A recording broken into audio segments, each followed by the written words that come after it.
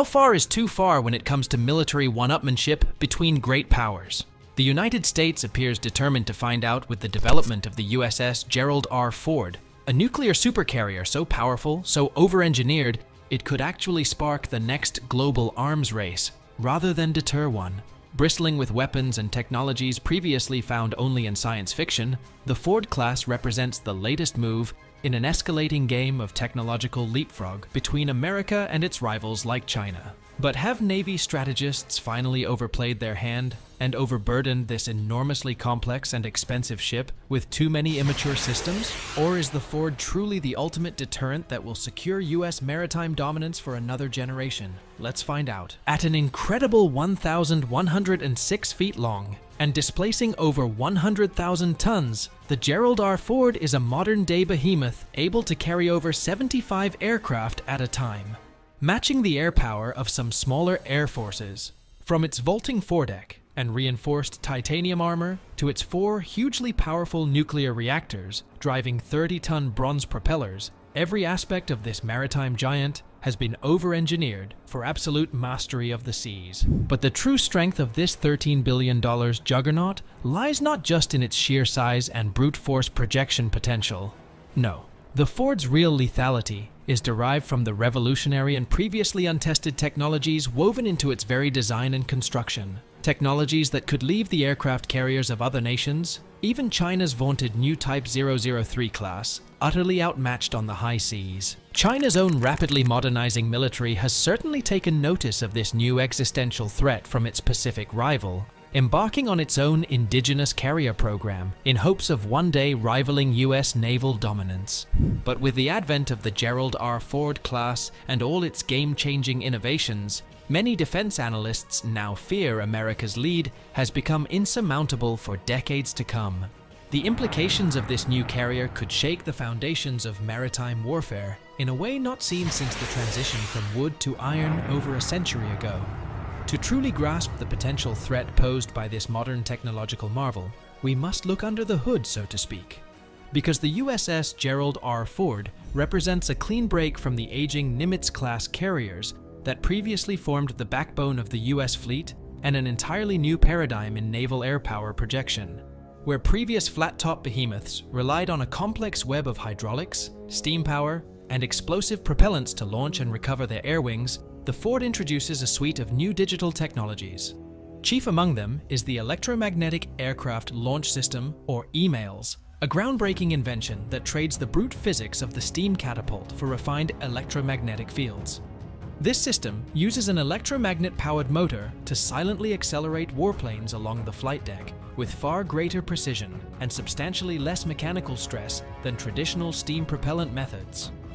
With EMALS, the Navy can now modulate acceleration to safely launch anything from 4.5-ton drones to 90,000-pound bombers with a smoothness simply impossible on earlier carriers.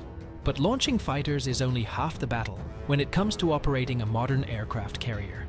The Ford also boasts an equally revolutionary landing system, known as the Advanced Arresting Gear, which stands apart from previous American and foreign carriers. Using an intricate series of water turbines and computer-controlled energy dissipators, this digital trap can safely arrest the descent of incoming planes weighing up to a staggering 100,000 pounds, far beyond the limits of earlier hydraulic designs. For carrier pilots, this translates into less physical punishment with each landing and a far wider window of allowable approach speeds and angles to make an attempted trap. Together, these two high-tech launching and landing systems form the beating heart of the Gerald R. Ford's vastly more capable and efficient air wing ops. But that's just the beginning of the warfighting enhancements packed into this ultra-modern naval juggernaut. The ship also fields a new state-of-the-art dual-band radar, able to seamlessly blend the tracking capabilities of both X and S-band frequencies for superior long-range detection in any environmental conditions. An open architecture software backbone allows this multi-mission radar to be rapidly reprogrammed and optimized against emerging aerial threats with each deployment. Meanwhile, the Ford's next-generation weapons elevators are designed to move ordnance from the depths of the ship's armored magazines to the flight deck with unprecedented speed and security. ordnance crews can now route shells and bombs directly from the bunkers to loading stations without having to transit through the ship's living spaces, greatly enhancing survivability.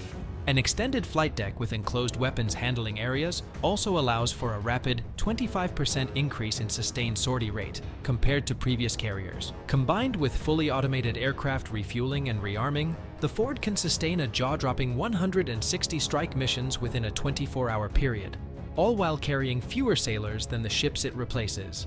All told, the USS Gerald R. Ford represents a revolution in carrier technology and maritime dominance unmatched since the Second World War. And this is just the first of what could eventually be an entire fleet of Ford-class supercarriers prowling the world's oceans for the US Navy in coming decades. But the path to fielding this ultimate weapon at sea has been a long and difficult one, plagued by setback after setback that repeatedly called into question America's ability to maintain its naval supremacy in the face of growing challenges. Despite beginning construction way back in 2005 at the Huntington Ingalls shipyard, the Ford only entered service a staggering 12 years later, amidst reports of rampant technical problems, delays, and soaring budgets that ran completely out of control. Issues with the ship's propulsion turbines, electromagnetic launch systems, and especially the new weapons elevators pushed total costs to over $13 billion. More than twice the original $6.4 billion estimate when the program was first greenlit. So severe were the complications introduced by the crush of new, immature technologies crammed into the Ford's design that the Navy eventually took the unprecedented step of accepting the ship from contractors in 2017 while still admittedly incomplete, simply to avoid further budget deficits and overruns. In the months after commissioning, the Ford remained anchored at Naval Station Norfolk, home port for the Navy's Atlantic Battle Fleet. There, her crew of over 4,500 personnel conducted endless cycles of training and system evaluations to identify and rectify any remaining problems with her complex new systems. It wasn't until April 2017 that the warship was able to meet her first major milestone, kicking off a comprehensive series of at-sea builders trials and evaluations. For over a week, the Ford remained underway off the Virginia coast, putting everything from her nuclear propulsion to sensors and radars through their paces for the first time. While ultimately successful, these initial trials provided a brutal reintroduction to the many growing pains still facing the Navy's new technological marvel. One major disappointment was the underperformance of the ship's novel weapons elevators, a system that proved especially troublesome and finicky. The elevator flaws were just one of many areas requiring further rework and refinement in the months after that first cruise. But with a $13 billion price tag, there was no going back, only pushing forward and making the cutting-edge tech work, no matter how painful. It wasn't until May 2019 that the Ford would formally complete her second and final cycle of at-sea air-wing integration assessments, validating the flight crew's ability to conduct sustained cyclic flight operations, more akin to an actual combat deployment. Lingering issues with the carrier's new electromagnetic launch system and arresting gear required regular software updates and technical adjustments to mesh all the systems together properly. But slowly, major capability after major capability came online. Finally, in October 2022, over 5 years after her commissioning, the USS Gerald R. Ford was deemed ready for her first deployment after so much time in workups. Allied ships like the German frigate Hessen joined the American battle group for long stints, getting a first-hand look at the future of how naval aviation may incorporate concepts like drone wingmen and F-35 Lightning carrier air wings. While not entering any actual combat zone, the Ford's high-profile maiden cruise sent an unmistakable message of strength and resolve as it conducted air operations across vital maritime choke points in the Atlantic and Mediterranean. Despite years of delays and cost overruns, the Navy had managed to work through the hiccups and finally field its next-generation supercarrier, putting both rivals like China and allies alike on notice about America's enduring superiority when it comes to naval air power. Then, in May 2023, the real test began as the USS Gerald R. Ford headed out for her first full-length combat deployment, this time into far more contested waters as part of the critical US deterrence posture against an aggressive Russia, Iran, and China. After making a high-profile port call in Norway to join regional NATO exercises, the Ford strike group pushed into the Mediterranean in late June. But it wasn't long before tensions rapidly escalated in the Middle East. In early October 2023, Hamas launched a massive rocket barrage against Israeli cities from Gaza, in one of the largest flare-ups in that bitter conflict. As the war quickly intensified, the United States found itself urgently bolstering its military presence to support its closest regional ally. On October 8, 2023, just a day after the Hamas attacks began, Secretary of Defense Lloyd Austin ordered the Gerald R. Ford carrier strike group to reposition into the eastern Mediterranean to bolster regional deterrence efforts against further escalation. Along with the Ford herself, the powerful strike force included the guided missile cruiser USS Normandy and Arleigh Burke-class destroyers Ramage, Kearney, Roosevelt, and Thomas Hudner. It amounted to one of the largest American naval forces operating in the region since the Iraq War. While the carrier remained safely over the horizon in the Mediterranean, her strike group soon came under direct threat as the US threw its weight behind Israel. Several of the Ford's escort ships were detached and sent into the tense Red Sea region, where they found themselves intercepting Iranian missile and drone attacks from Yemen on multiple occasions. Ultimately, the US naval presence helped dissuade further escalation from Iran and its proxies, while providing valuable overwatch as Israel's defenses swatted down incoming Hamas rockets from Gaza. While she didn't directly fire a single shot, the Ford's high-profile show of force underscored its value as a mobile, sovereign airbase able to rapidly project strategic influence and striking power. This was power projection at its finest from the US Navy's newest and most capable flat-top. Having proved its ability to contribute to a rapidly developing contingency operation, the USS Gerald R. Ford wrapped up her historic first deployment in January 2024 after 239 days underway. She had logged over 10,000 aircraft launches and recoveries while sailing over 83,000 nautical miles on her inaugural cruise. The US Navy's next-generation supercarrier had passed her first major test in a potential global crisis, but it also revealed how the technological gamble of the Ford class may ultimately pay off, ensuring America's powerful deterrent maritime force for decades to come.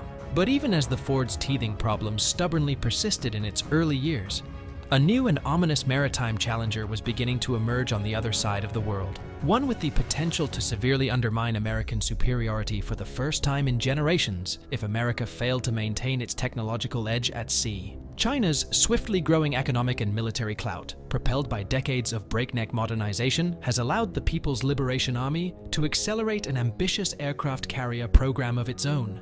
And just as the Ford began working up to full operations after years of delays, Beijing unveiled their first truly cutting-edge flat-top of the modern era, the Type 003 class, christened Fujian to the shock of Pentagon analysts. While not as large as its American rival at a displacement of around 80,000 tons, the Fujian nonetheless represents a major evolution and milestone for China's burgeoning blue water naval ambitions unlike anything fielded before. It is their first truly modern, domestically engineered and produced aircraft carrier, boasting game-changing technologies like an integrated electric propulsion system to supply staggering levels of onboard power. Unthinkable just decades ago, the Fujian also proudly fields electromagnetic launch catapults derived from studying those same systems aboard the Ford, marking China's formal entry into elite Kato-bar naval aviation operations previously monopolized solely by the US Navy. Of course, the Fujian is still very much an unknown and unproven quantity that could take years to work up to full operational effectiveness, alongside China's relatively green carrier air wings.